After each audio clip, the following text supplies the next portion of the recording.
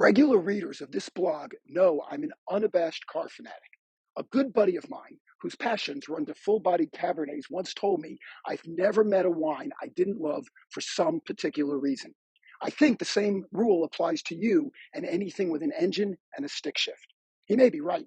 And while I can appreciate pristine, low-mileage garage queens with gleaming bodywork, I believe cars were meant to be driven. I like my cars with plenty of miles and patina on them. After all, I'd much rather drive a car and risk a chip or a scratch than have it locked away in a climate controlled garage where it's regularly dabbed with a lid free diaper. That's why I was so charmed when I read this quote: anyone with money can restore a car, but no one can make it original twice, not just with cars. The gouges and discolorations on my 1955 Gibson guitar were put there by all the people who played it before I did. Not only did they coax their own music out of an inanimate wood and wire box long before I ever played it, they were putting marks on the guitar before I was even born. My parents gave me a beautiful watch for my 20th birthday.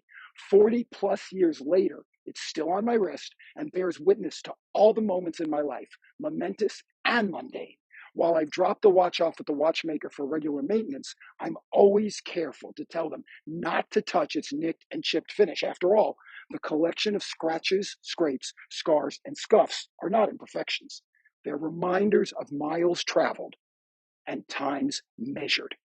The other day, I spoke at a corporate conference in Anaheim. When I got off the stage, I met a business owner who wanted to discuss her company.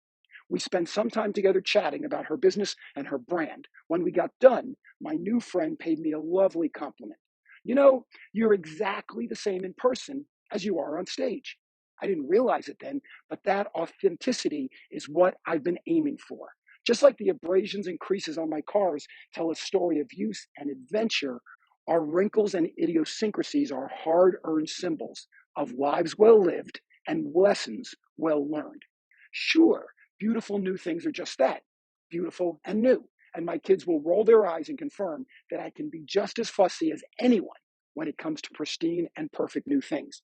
But as we make our way in the world, our marks and blemishes are often what makes us interesting and unique.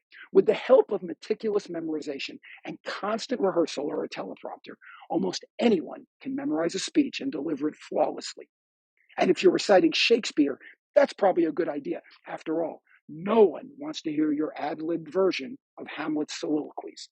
But if you're sharing what you know and who you are, then a sincere offer of authenticity requires you to share all your weaknesses and vulnerabilities.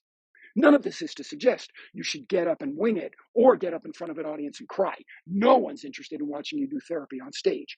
But your unique spin, your particular interpretation, your special something is what makes your message so much more valuable and meaningful to your listeners.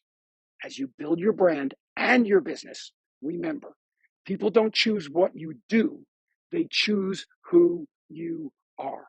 After all, if your audience only wants the function of what you or your product does, they can get that almost anywhere. If they're going to buy what you offer, they can get that only from you. It's true if you're a speaker, an actor, a parent, a teacher, an attorney, a politician, or any other type of genuine human being. Scratches, scrapes, scars, and scuffs included.